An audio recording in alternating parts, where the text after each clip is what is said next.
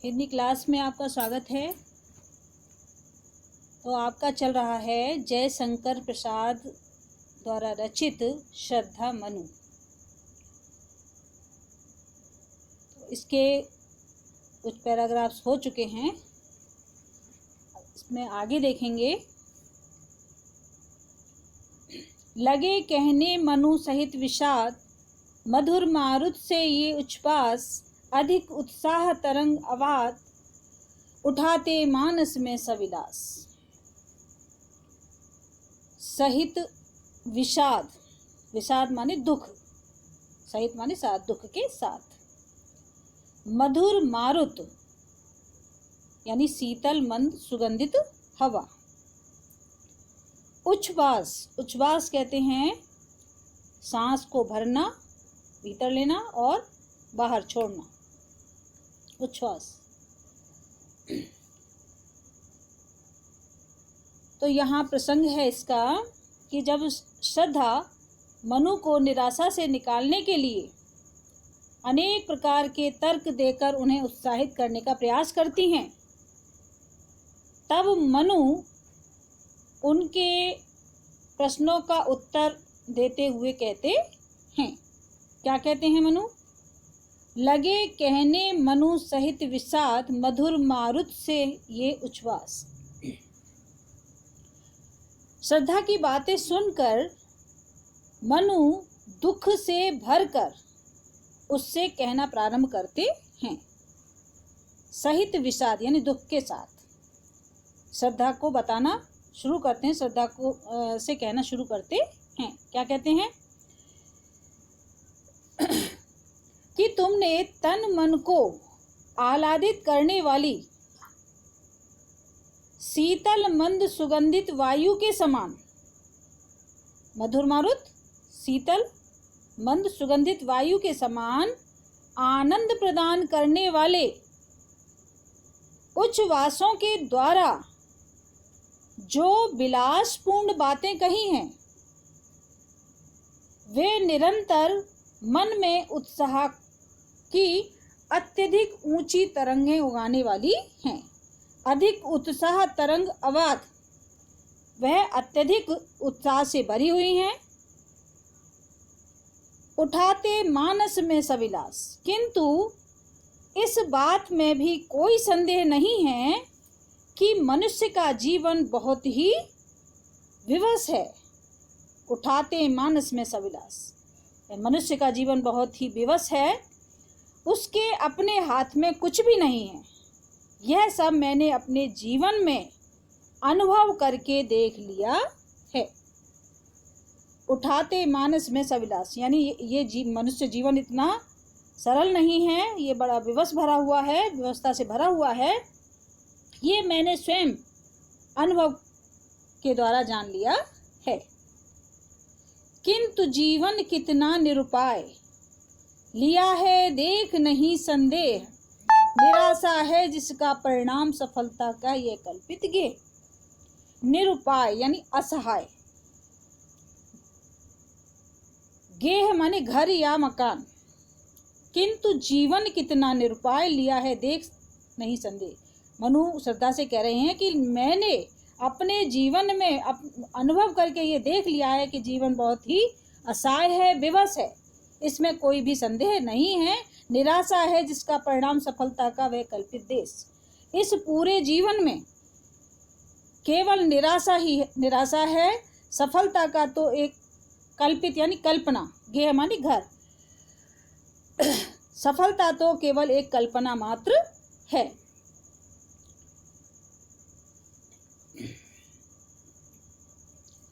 हाँ, तो क्या कह रहे हैं मनु कि मनुष्य अपने जीवन में नित्य नई सफलताओं की कल्पना करता रहता है, या यह भी कह सकते हैं कि जीवन सफलता की कल्पना का एक घर है।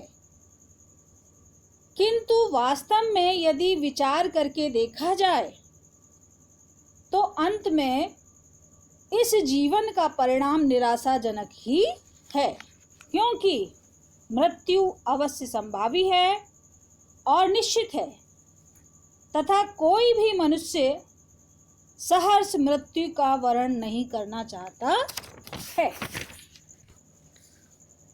कहा आगंतुक ने सहस्नेह, अरे तुम इतने हुए अधीर, हार बैठे जीवन का दाव, जीतते मर कर जिसको वीर। देखिए श्रद्धा फिर से मनु के मन में नव उत्साह भरने का पूरा प्रयास कर रही है। उसी का वर्णन यहाँ पर किया जा रहा है।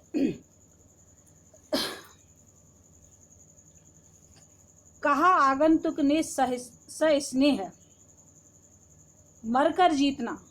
मरकर जीतना का मतलब है कि परिश्रम से सफलता प्राप्त करना। अवसाद माने होता है दुख। तरल आकांक्षा यानी प्रकृति की अभिलाषा, प्रगति की इच्छा। तो श्रद्धा निराश मनु को उल्लास के साथ कर्मशील बने रहने की प्रेरणा देते हुए कहती है। कहा आगंतुक ने सस्नेह, सस्नेह यानी बड़े प्रेम से, स्नेह के साथ, प्रेम के साथ। अधीर यानी धैर्यहीन। हार बैठे जीवन का दाव, जीतते मर कर जिसको भी। तो मनु की बात सुनकर श्रद्धा ने बड़े स्नेह के साथ मनु से कहा। क्या कहा कि अरे ऐसा प्रतीत होता है कि तुम तो अपना धैर्य खो बैठे हो। अरे तुम इतने हुए अधीर, तुम तो अपना धैर्य ही खो बैठे हो और अपने जीवन में उस सफलता को प्राप्त करने के प्रति निराश हो चुके हो जिसे हार बैठे जीवन का दाव, जीतते मर कर जिसको भी, जिसे कर्मशील और साहसी व्यक्ति अपने कठिन परिश्रम के आधार पर प्राप्त करते हैं। तप नहीं केवल जीवन सत्य, करुण यह क्षणिक दीन अवसाद, तरल आकांक्षा से है भरा, सो रहा आशा का एहलाद। तप यानी तपस्या, जीवन सत्य यानी जीवन का सच,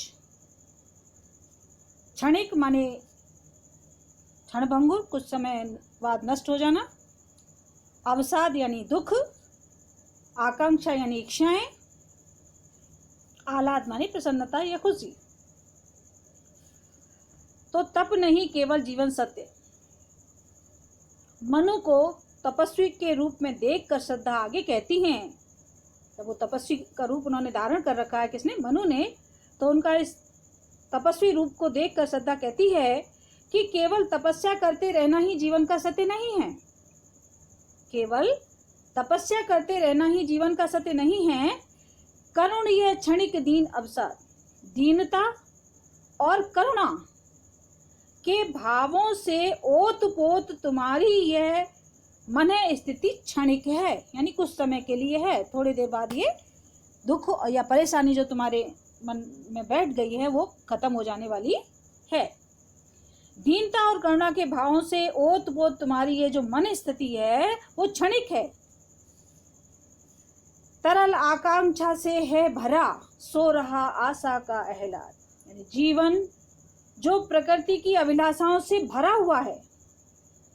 जीवन, मनुष्य का जो जीवन है वो प्रगति की अभिलाषाओं से भरा हुआ है और प्रसन्नता से भरा हुआ है। अभिलाषाओं से और प्रसन्नता से भरा हुआ है।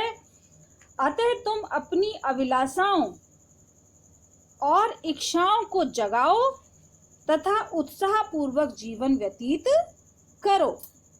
सो रहा आशा का एहलाद, जो तुमने अपनी आशा का एहलाद की प्रसन्नता को और खुशी को जो सुला दिया है उसे तुम फिर से जागृत करो और इस जीवन को उत्साहपूर्वक जियो।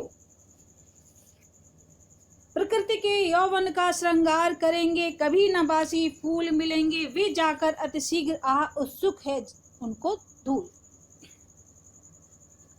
बासी यानी मुरझाए हुए, उत्सुक यानी अधीर।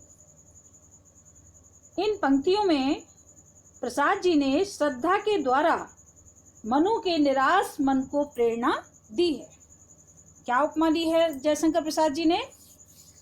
प्रकृति के यौवन का श्रृंगार करेंगे, कभी ना बासी फूल। प्रसाद जी कहते हैं कि श्रद्धा मनु से कह रही हैं कि प्रकृति में प्राकृतिक छटा कभी भी बासी और मुरझाए हुए फूलों से नहीं आती। यानी प्रकृति का सौंदर्य कैसे होता है? खिले हुए फूलों से, ना कि बासे या मुरझाए हुए फूलों से। तो प्रसाद जी कहते हैं कि प्रकृति में प्राकृतिक छटा कभी भी बासी और मुरझाए हुए फूलों से नहीं आती। मिलेंगे वे जाकर अतिशीघ्र आ, उत्सुक है जिनको धूल। निर्जीव और बेजान फूल यानी मुरझाए हुए फूल किसी भी रूप में प्रकृति को नया उल्लास प्रदान नहीं कर सकते हैं। ऐसे फूलों का हस्र यानी ऐसे फूलों का जो अंत है, तो धूल में मिलकर काल कवलित हो सकता है। यानी वो जो मुरझाए हुए फूल हैं अंत में धूल में ही फेंक दिए जाते हैं, उनका कोई भी अस्तित्व नहीं रहता है। इसी प्रकार निस्तेज लोगों का जीवन भी सारहीन होता है। यानी जिसका तेज नष्ट हो चुका है, ऐसे निस्तेज लोगों का जीवन भी निरर्थक हो जाता है। किस प्रकार? क्या उपमा दी जयशंकर प्रसाद जी ने? जिस प्रकार बासी फूलों से कभी भी प्रकृति के सौंदर्यता नहीं बढ़ सकती, उसी प्रकार एक निस्तेज व्यक्ति कभी भी अपने जीवन में आगे नहीं बढ़ सकता है। एक तुम यह विस्तृत भूखंड प्रकृति वैभव से भरा अमंद, कर्म का भोग, भोग का कर्म, यही जड़ चेतन का आनंद। अमंद, अमंद माने होता है तेज या परिश्रमी। तो इन पंक्तियों में श्रद्धा निराश मनु में आशा का संचार भरने का पूरा प्रयास कर रही है। क्या कर रही है? एक तुम यह विस्तृत भूखंड। श्रद्धा कहती है कि संसार में सभी जड़ और चेतन आनंद से भरे हुए हैं। इस संसार में जो भी है, जड़ है, चेतन है, जो भी कुछ भी है, सब आनंद से भरा हुआ है। और एक तुम हो, एक तुम यह विस्तृत भूखंड, और एक तुम हो कि निराशा में डूबे हुए हो, निराशा का लबादा ओढ़कर बैठ गए हो। प्रकृति वैभव से भरा अमन, यानी अमन यानी वही प्रसन्नता से, आनंद से भरा हुआ ये जीवन है। लेकिन एक तुम हो जो निराशा का लबादा ओढ़कर बैठ गए हो और आगे बढ़ना ही नहीं चाहते हो। कर्म का भोग, भोग का कर्म, यही जड़ चेतन का आनंद। देखो, विभिन्न प्राकृतिक संपदाओं से परिपूर्ण यह विशाल पृथ्वी, विस्तृत भूखंड यानी विशाल पृथ्वी, तुम्हारे उपभोग के लिए ही तो है। ये इतनी बड़ी जो पृथ्वी है, इतनी विशाल जो भूखंड है, वो तुम्हारे उपभोग के लिए ही तो है। तुम अपने कर्म और कठोर परिश्रम के द्वारा इस संपूर्ण प्रकृति का उपभोग कर सकते हो। कैसे इसका आनंद ले सकते हो? अपने कठोर परिश्रम से और अपने कर्मों के द्वारा इस पृथ्वी का उपभोग कर सकते हो। कर्म का भोग, भोग का कर्म, यही जड़ चेतन का आनंद। हम इस जीवन में अपने पूर्व जन्मों में संचित पुण्य कर्मों के परिणाम स्वरूप इस धरती पर उपस्थित प्राकृतिक वैभवों का उपभोग करते हैं और आने वाले जन्मों के उपभोग के लिए इस जीवन में अच्छे कर्मों का संचय करते हैं।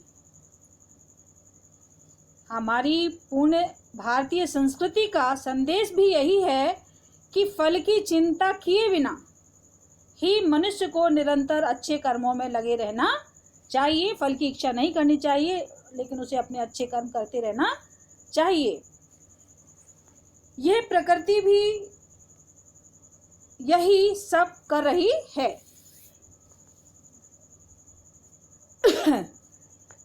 यही जड़ चेतन का, यानी ये जो प्रकृति है वही ये सब कर रही है।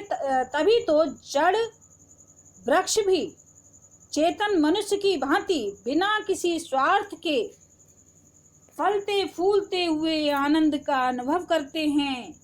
यही तो जड़ और प्रकृति का चेतन आनंद है। यानी ये प्रकृति भी है, निस्वार्थ होकर बिना स्वार्थ के लोगों की सेवा कर रही है, लोगों के लिए परोपकार कर रही है। इसी तरह से जो इंसान है वो भी अपने कर्मों के द्वारा, अपने कठिन परिश्रम के द्वारा आनंद का अनुभव कर सकता है।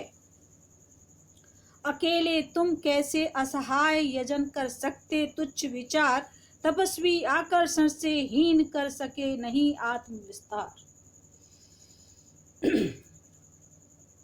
अकेले तुम कैसे असहाय, असहाय यानी बिना सहारे के, यजन माने होता है बच्चों भूत यज्ञ, तुच्छ माने छोटे, विचार माने विचार, आत्म विस्तार यानी अपना विस्तार। तुम कहते हो कि मैं इस संसार में अकेला और असहाय हूं।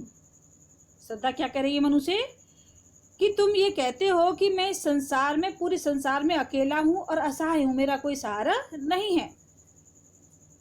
फिर तुम अकेले यह भूत यज्ञ कैसे कर सकते हो, यजन कर सकते तुच्छ विचार। फिर तुम ये अकेले भूत यज्ञ कैसे कर सकते हो, क्योंकि भारतीय संस्कृति के अनुसार प्रत्येक गृहस्थ को प्रतिदिन 5 यज्ञ अनिवार्य रूप से करने चाहिए,